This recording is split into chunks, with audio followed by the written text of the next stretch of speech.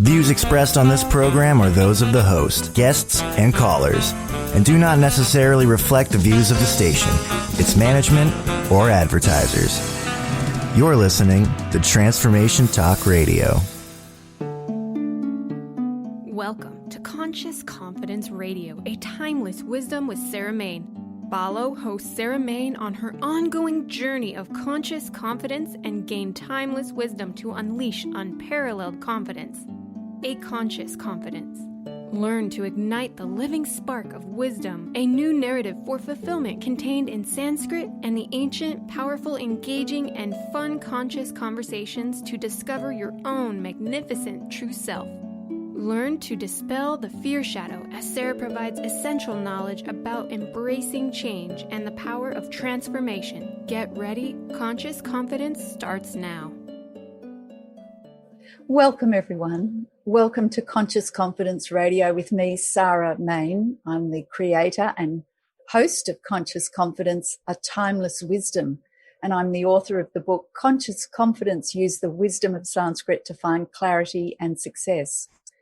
And today in our show, we're going to be talking about joy and happiness. Yes, joy and happiness, joy to the world. So let's dive straight in, and I hope you're doing well. I hope your life is going well. I hope you're doing well, because we're going to talk about joy and happiness and where to find joy and happiness and what the timeless wisdom says about joy and happiness. So what do we understand about joy? When you think about the word joy, what do you understand from that?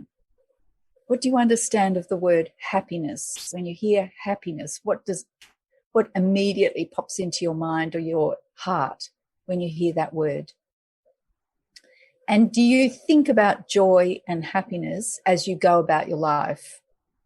So when you get up in the morning and you're getting dressed, you're going to work, you're looking after the kids, whatever you're doing, do you just think about joy and do you think about happiness? Do you think joy and happiness are important, or do other things get in the way? And if you feel you lack joy and happiness, how do you get some? Where is it? What do you do? Do you have to do anything? The Buddha said, happiness does not depend on what you have or who you are. It solely relies on what you think. I love that quote. And in the Bhagavad Gita, Krishna says, "For I am the home of the spirit, the continual source of immortality, of eternal righteousness, and of infinite joy." And Shakespeare said, "Silence is the perfectest herald of joy." That's in Much Ado About Nothing. So there's three different takes on joy and happiness from wisdom sources, from the Buddha, from the Bhagavad Gita, and from Shakespeare. And we'll look into this a bit more as we go on. So what about joy and happiness? What is it? So when we're talking about joy and happiness, I always like to go back to the wisdom of Sanskrit. As you can tell from my book, Use the Wisdom of Sanskrit to Find Clarity and Success, I like to go back to the Sanskrit, because Sanskrit deepens and broadens our perspective. It always fills out our understanding of the true nature of this quality. So why do I go back to Sanskrit? I always say this. I just like to come back to this every single time in case people don't know how I work. They think, what are you talking about, Sanskrit? Why? Because remember, Sanskrit is a mother of European languages. So English is one of them. English is one of the European languages. Excuse me. And English is a close relation to Sanskrit. So when we talk about joy and happiness, and we think about that word joy, that English word joy, and we think about that English word happiness, let's go back a little bit further. Let's go down to what one of our source languages, Sanskrit, says, to get a deeper understanding. Because this is how we're going to really make changes in our life, is through understanding, through knowledge, through wisdom.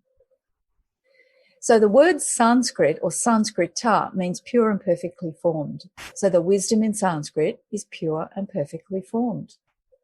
So I think that's a good place to start. So the Sanskrit word for joy and happiness is Ananda. Ananda. That's an easy word to say. And then Nanda. Ananda. And this word's made up of at the beginning and then Nanda. Plus Nanda. And when you put at the beginning of words in Sanskrit, often it means from all sides, all around, near to. And it can often be used to intensify something. And Nand means to rejoice or be delighted. So if you have in front, it means to rejoice and be delighted all around, from all sides, completely. So Ananda means happiness, joy, enjoyment, pleasure, and all those sorts of words. There's lots more. But happiness, joy, enjoyment, pleasure. It means complete and total joy, happiness, and bliss. Complete. So that's what Sanskrit actually says about joy and happiness.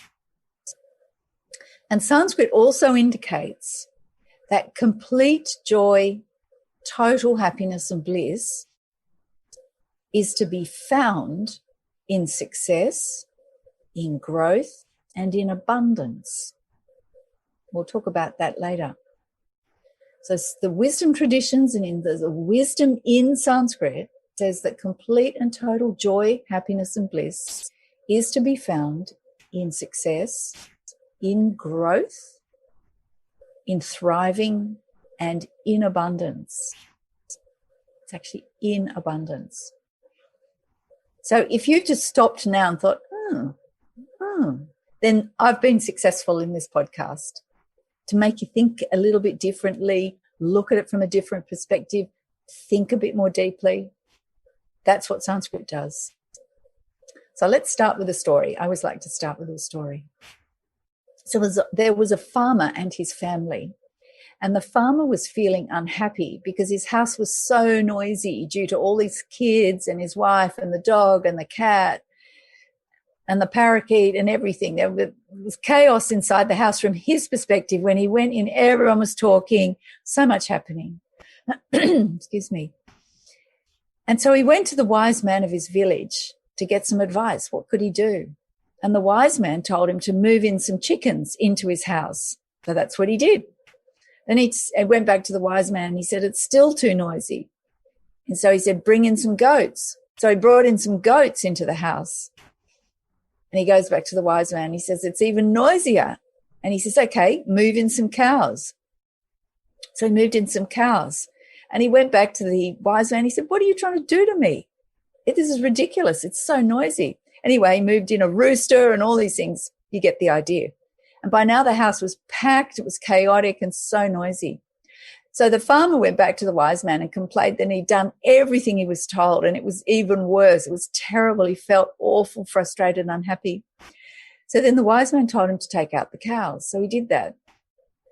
And then he went back and he said, now take out the goats. So he did that. Now take out the chickens. So he did that. And progressively, all the animals were taken out. And as he took out all the animals and all the things that he'd been told to put in, the house got progressively quieter and he felt better. And gradually, he got back to just his wife, the kids, the cat and the dog and the parakeet. And it was back to normal. And he thought, this is so much quieter. This is so much better. And by now, he was completely happy. And the farmer realized that what the wise man had got him to do was look at his point of view, and that had to change first in order to find happiness and peace, and that changing all the external circumstances and conditions wouldn't bring happiness and peace that he was yearning for. And the joy and happiness and peace was always there, and he didn't have to go somewhere else to look for it. So think about the farmer's realization in relation to joy and happiness.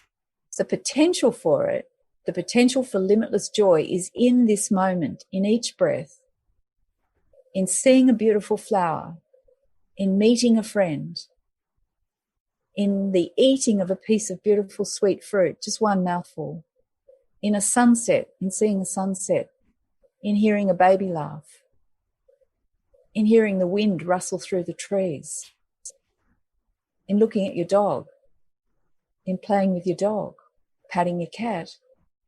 So there's so many simple moments constantly happening throughout our day, and our life is made up of these moments.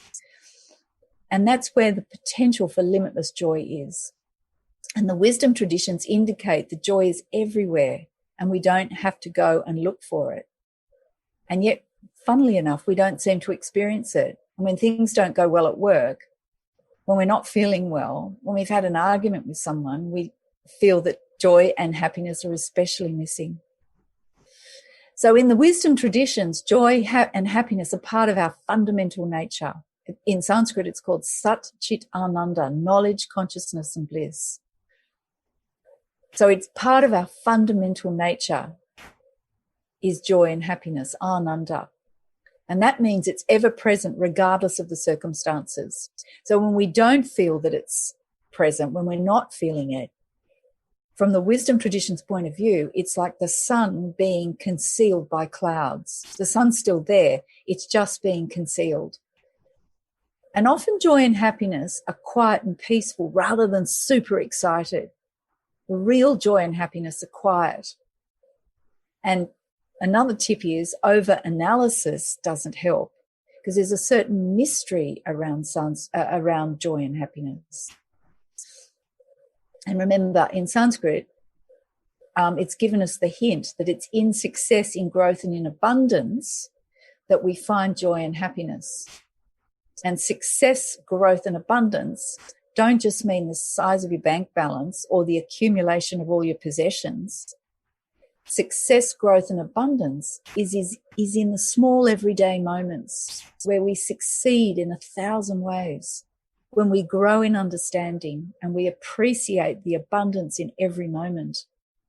So if we're looking for a big thing, a big experience that's out of the ordinary, then we're not looking in the right place for true joy and happiness. So let's let joy and happiness be a mini joy and not look for the sort of maxi joy. So Sanskrit Ananda, joy is ever present. It's found in success, growth, and abundance of each small everyday moment of our life. And it's mysterious. So we don't have to go anywhere that's special to find it. It's here right now. So we'll be back in a moment. I'm going to talk more about joy and abundance.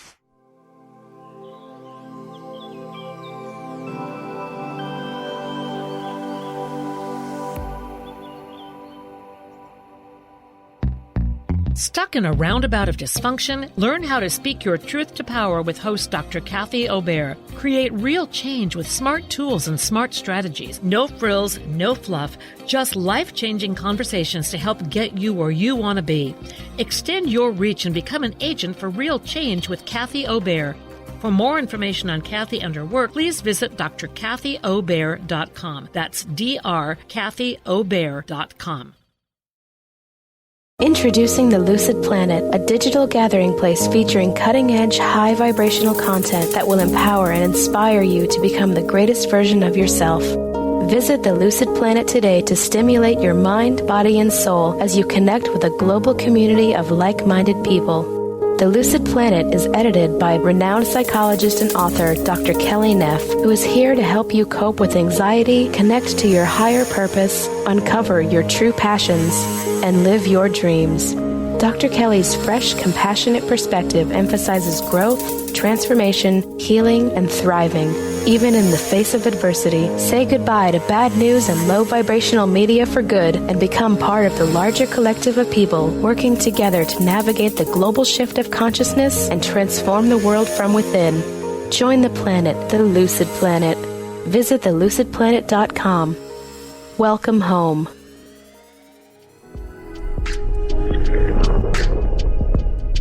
Get empowered. Transformation Talk Radio.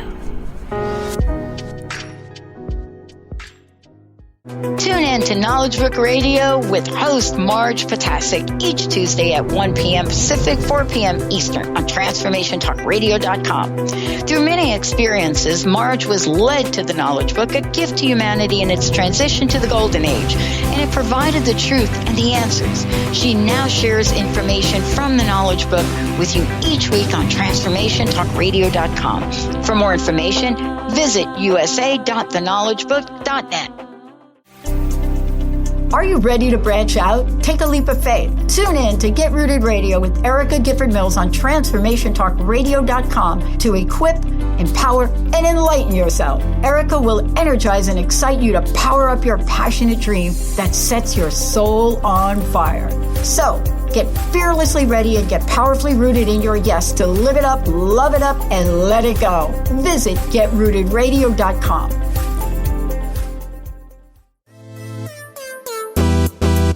Your inspiration all day on TransformationTalkRadio.com.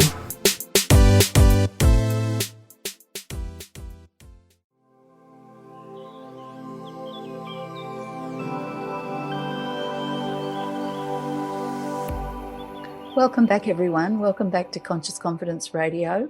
I'm Sarah Main, and today we're talking about joy and abundance.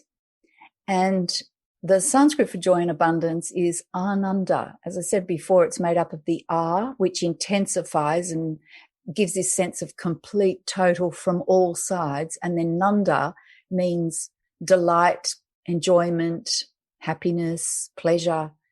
So the Ananda is complete and total joy. And that's what Sanskrit says. That's how Sanskrit views Ananda and talks about Ananda, or joy and happiness and bliss. And I know we don't experience it like that. It comes and goes. And we think we're happy in certain circumstances and not happy in other circumstances, unhappy. But from the point of view of the wisdom traditions, really joy is like the sun. And when we don't feel happy, it's like clouds have come in front of it. It's not that the joy has gone away. So really, it's a case of how do we keep the clouds away so that we feel that natural joy? And from the wisdom tradition's point of view, the joy is a quiet joy. I mean, we say quiet because it's not that big excitement. Wow, that's where we say, oh, I feel so happy. And we do feel elated and excited and enthusiastic. That's natural too. But the joy I'm talking about is that joy that it's a quieter joy. It's a quieter happiness, and it's peaceful. And Shakespeare's quote that I read at the beginning of the show, which is from As You Like It, where he says, "Silence is the perfectest herald of joy."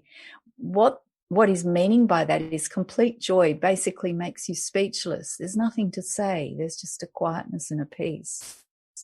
And you're just in the present and you're happy and content. And that's an interesting thing because it's not that sort of maxi joy. I think of it as like a mini joy. And by mini, I don't mean it's small and insignificant. It's in every moment. It's when you take that bite of a piece of fruit, and it's exquisite, and you just feel happy and satisfied in that moment. When you see a beautiful sunset, when you feel the breeze blowing, and it's a hot day, and you just feel that beautiful breeze, and there's just a peace and contentment in those beautiful moments of experience, without anything changing as such. That's where we can connect with that ever-present joy. So it's a mini joy rather than a maxi joy. So just going back, the Sanskrit, the joy is ever present. It's found in the success, growth, and abundance of each small moment of our day, of our life. And joy is mysterious. So we don't need to think about it. We experience it. And we don't have to go anywhere special to find it. And remember, this success, growth, and abundance isn't talking about your bank balance. Fine if it is, but if you can relate to that, but it's not necessarily exclusively about that. And it's not about the accumulation of possessions. It's in the small everyday moments where we succeed in 1,000 ways and where we grow in understanding, where we grow in love, in compassion, in tolerance, in calm and peace, where we thrive and we appreciate the abundance in every moment. That's where joy and happiness is. And that's what the wisdom of Sanskrit is directing us to connect with that. So try this. Here's a practical way of experiencing this and developing this ability to connect more readily. So stop for a moment and try it today. Try it now. Stop for a moment and just appreciate the joy and happiness that is present in a simple moment each day. Just appreciate it. Appreciate each breath that you take for a moment. Appreciate seeing a beautiful flower. Appreciate meeting a friend. Appreciate taking that bite of a sweet, juicy piece of fruit. Appreciate a sunset. Appreciate a sunrise. Appreciate a baby laughing. Appreciate just a quiet moment where you just stop and take a breath. Try this out deliberately and intentionally for every day for a week. And I guarantee you'll have a different perspective about joy and happiness. And you'll be closer to what the wisdom in Sanskrit is telling us about joy and happiness, true joy and happiness. So stop and appreciate. That's the practice. So try that. Now, it's mailbag time. Now, I've had a question from Daria. Thanks, Daria. How do I find my purpose in life? I'm ready to really look at this as I feel I'm not living my full potential. Any help to get started with this would be great. So thanks, Daria, for that great question. So purpose in life. It's an interesting question. And it's great to focus on it. And it's also important that you don't push it and force it, because you can force it out of shape a bit. It starts for really this coming back to the present moment, coming back to yourself and stopping and connecting with yourself and getting grounded. A journal really helps. So taking the moment, going somewhere where you feel calm and peaceful, sitting down, breathing, getting calm so that the mind is settled. And then just pose that question to yourself. Really, what is my purpose? And don't then try and look for an answer. There's no need to do that. Really let the questions guide you. Sometimes there won't be anything that comes up at the time. So just carry on with your day, whatever you're going to do. But the question will be there and it will be working. But by the same token, when you ask the question, how do I find my purpose in life? Stop, and if you've got your journal with you, and I highly recommend that you do, see what comes up. You may just find this, a word comes up and there may be an answer. And just start journaling, just write that down. Keep the pen moving, don't think about it, don't edit it. There's no analysis. It's really just allowing what's there to come out. You may be familiar with this process, but that's the way forward. It's very much a following rather than a directing, because it will be revealed. One other place to consider is, what are you just naturally drawn to? What do you just find you love? Where do you do your best work? Where do you feel at ease and fulfilled and giving the very best of yourself without thinking, without reservation? Sometimes there's situations like that or environments like that that give you the best hint of where your purpose lies. And trust me, this is an evolutionary process. You're not going to just get this boom, one thing. You may, but better that it evolves, because it will evolve. And then the actions that you take, these sort of bridge of actions, is more natural and more organic, rather than just taking on an idea, right, this is my purpose, and then you sort of go out on a mission. Those things don't usually work out well. The best thing is to let it evolve naturally. So it sounds, it may not be the most specific answer that you've been given, but that's the place to start. So connecting with yourself is the place to start in the present moment, and then asking the question and seeing what comes up and trusting. And you will develop self-trust, self-confidence, and faith in yourself if you start listening within like this. And the journal really helps, because it can clarify that the mind doesn't always behave itself. And it's a way of getting clarity if the mind is a bit active and scattered. So good luck with that, and come back and ask me more questions if you've got further. But that's the place to start. And then I've got a question from Jordan. I find I'm put off by spiritual kind of things, and spirituals in quotes, because it's a bit woo-woo, and yet I'm drawn to look deeper into life and meaning. How did you find your way through this, as you started so young and at a time when things like this were not so available? So thanks, Jordan, for that question. Well, just you'll feel that sort of sense of being put off by spiritual things, and they're a bit woo-woo, and I don't know how you experience that physically, but just note that those feelings rise. You can pay attention to them to see if they're trying to tell you anything or guide you, or just let them pass. Just let them come and pass, and stay true to that draw within yourself to look at things in a deeper way. Just stay true to that, stay connected to that, listen to that, follow that.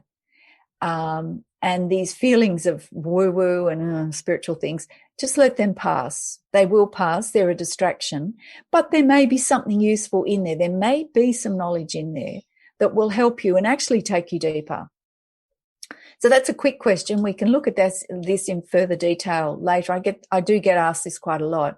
But basically, don't be put off by passing feelings like that. They're a distraction. The really true and important thing is this: draw your feeling to look at something deeper and more meaningful in your life. So good luck with that.